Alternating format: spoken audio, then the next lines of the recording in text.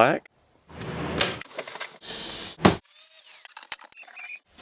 We'll plow that snow flurries down in Florida. Good, good.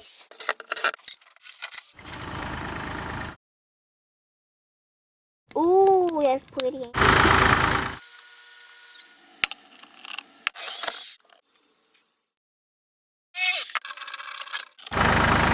Chapter 327 right here in the bathroom shower house. We're going to try to get the shower pan in today. Me and you and this Batman coffee mug and this spray foam. I'm going to use spray foam instead of mortar mix. Quicker and easier, and it insulates good. First, I'm going to have to take this insulation and rip it right down the middle and put a stud in where the shower wall is going to stop. And we'll get that pan in. You ready? Oh, and I've been playing on the tractor all morning. I'll give you a link, maybe a card up there in the corner. You can click on that if you want to see me playing in the mud on the tractor. Got this 2x4 to go in now. I'll put it in place and we'll cut the insulation out of the way.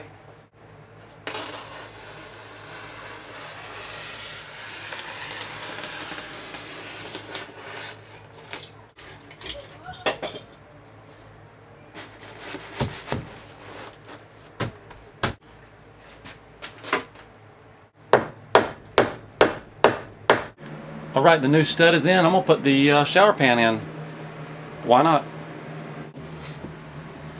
Okay, the shower pan has little feet on the bottom. And where you see these squigglies, that's where the feet are going to be. So I'm going to come in between the squigglies and put in some of this spray foam to help support it. I should show you the feet. These are the little feet on the bottom. They sit down on the floor. And I'm going to do some spray foam in between the feet to help hold up, help support the pan.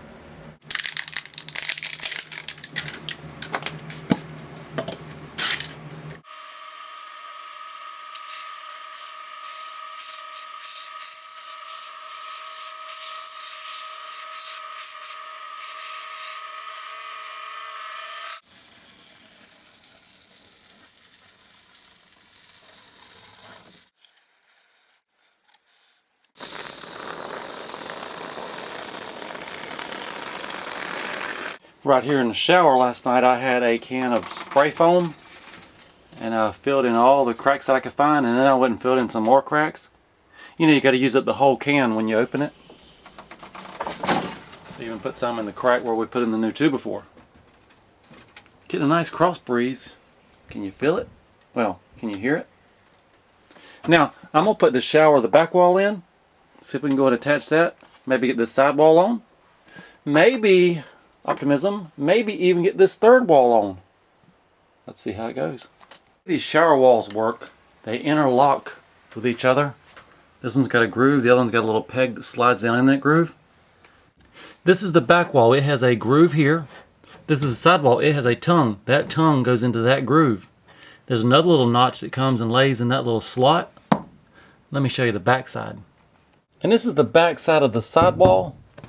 This little finger goes down into that little slot, locks it into position. There are a total of 3 little fingers.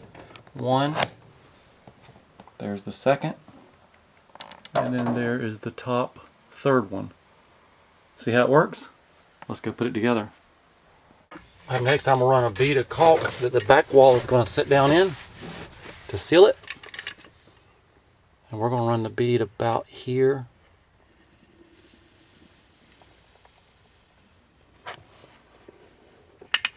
To about right there. Maybe even a little extra in the corner. Now if you'll pan over a little bit, scoot over just a little bit. Start in this corner. Whoops.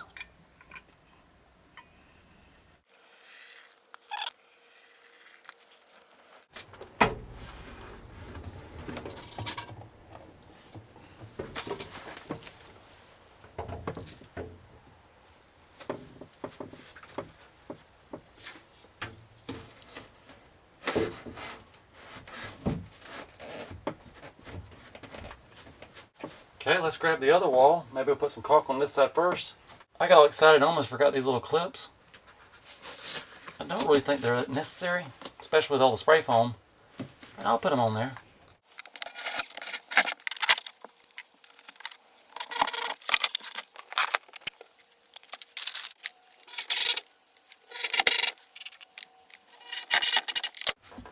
She's in there now. Foam sprayed and little clips. Let's get this other side on.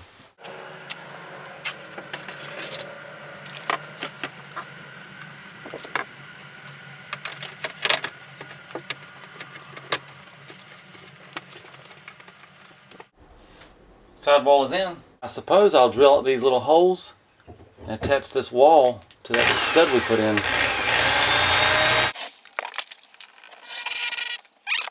I'm gonna think about doing every other hole. 1, 2, 3. Get off my drill cord.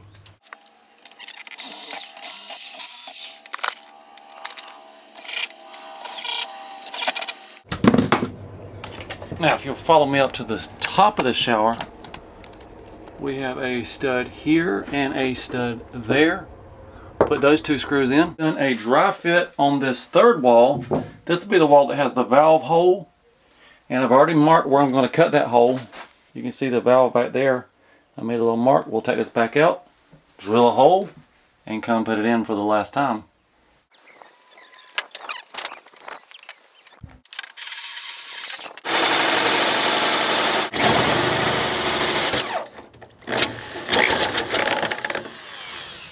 Ta-da! One more dry fit and the valve hole is pretty good. I think it's going to work out. Take it back off. We'll put some caulk across the bottom. Screw it to the wall. Call it done for the night.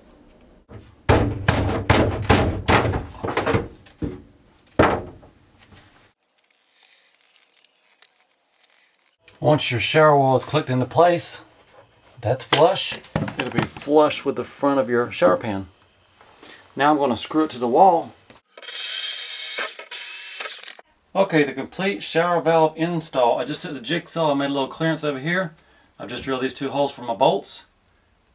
We'll start putting this baby together.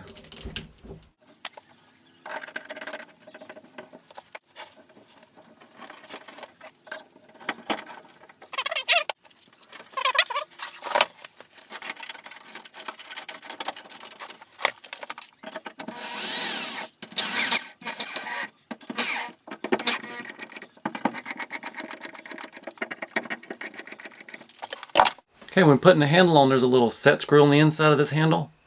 Allen wrench tightens it up. That's what keeps the handle on.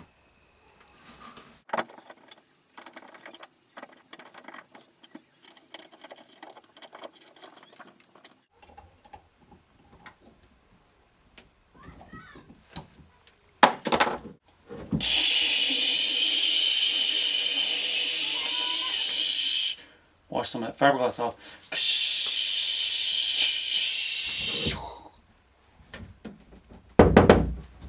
Done. We're going to put some trim around this baby and call it really done then. Well, we can check shower off our list now. I can't show you the whole shower at one time, but here's a scan through. Down, over, and up. Now this episode could have been called episode 21, the shower stall, or the shower stall install. Up here above the shower stall, I've got to fur this wall a little bit. It's 3/4 of it. It is 3/4 of an inch away from the wall. So I found this old form board. This is 3/4 inch plywood. It was a form board from who knows what, stored out there in the garage. I went and cut it off 32 inches and I'm going to slide it in place right up here. Well, that's what we're doing right now. Now this is kind of like when I built my zombie shelters up in the attic, working in tight spaces. That was really working in tight spaces. Maybe I'll put you a card so you can go watch those, if you want to. Okay, with a little bit of persuading, this plywood, 3/4 inch plywood shim, if you will, is in place. I'm going to screw it to the studs, and then we'll screw the shower to the plywood and to the studs.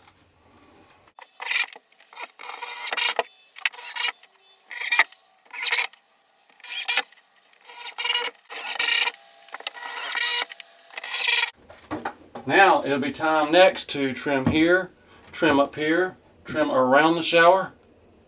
Shower's done. That's a good sign. Stick a fork in it. So Heidi, the youngest one, just found a monstrous crawdad. What the size of that claw? That's a big one there, and you can tell they've been hunting them. Look at those legs. Look at those legs over there. They've been crawdad hunting.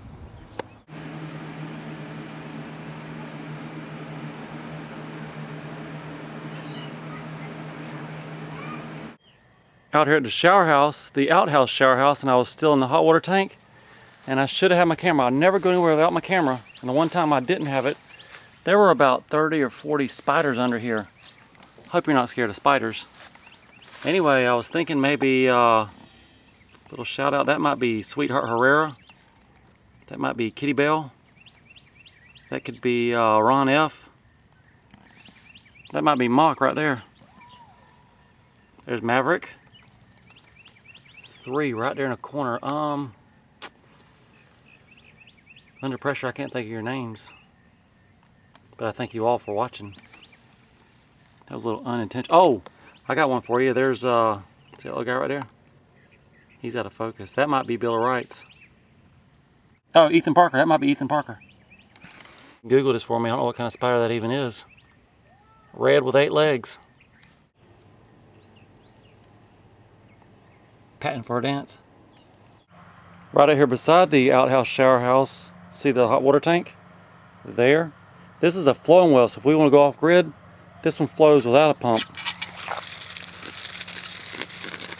It double flows. Good drinking water right there. It's a flowing well, also known as an artesian well.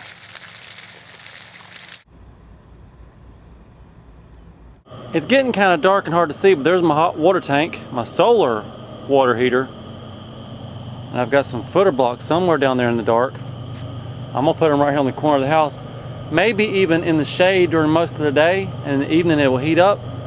Try to keep it from being too hot. Now in the wintertime we might could slide it out here and get a little more sun. Could be a summertime, wintertime location.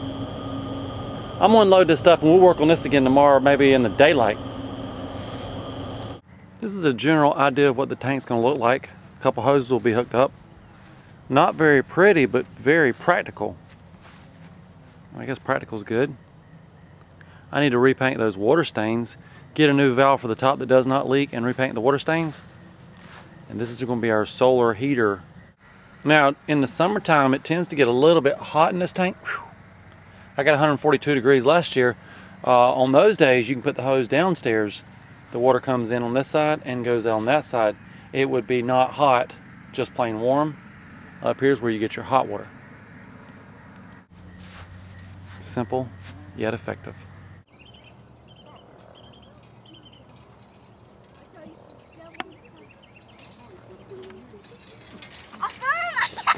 Good news, we're getting some natural rain on the garden. Somehow the rain works better than a water hose. Just something in that rain that helps the garden. I guarantee it. Here it is exactly 1 week after we planted the cucumber, and the cucumber have popped out. Got a little seed still stuck on him. These first 2 little leaves are called the seed leaves. And here's 2 where the seed leaves have spread open. 8 days later, here's a cucumber sample. After exactly 1 week, here's a squash. There's 2 squash. There's a squash. There's a squash. There's a squash. Everywhere a squash, squash. Next door, 1 week later, there's a zucchini. Here are 2 zucchini. Here's a corn. There's a corn. There's a corn. There's a little tiny corn. Corn. Corn, corn, corn, corn. Day number 10 and the okra has sprouted. There's 2 little guys. Now when okra pops up, it's real small compared to the size of my finger. It's small. This is a squash compared to my finger. A lot bigger than the little okra. There's a little zucchini popping out, and here's another zucchini right next door. Here's a squash with the seed still attached. Was attached.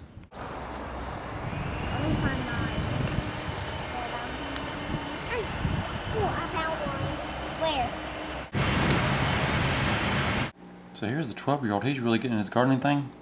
He's even putting on paper. Corn, squash, cucumber. Where's your okra at? Where's your watermelons? Where's your sunflowers?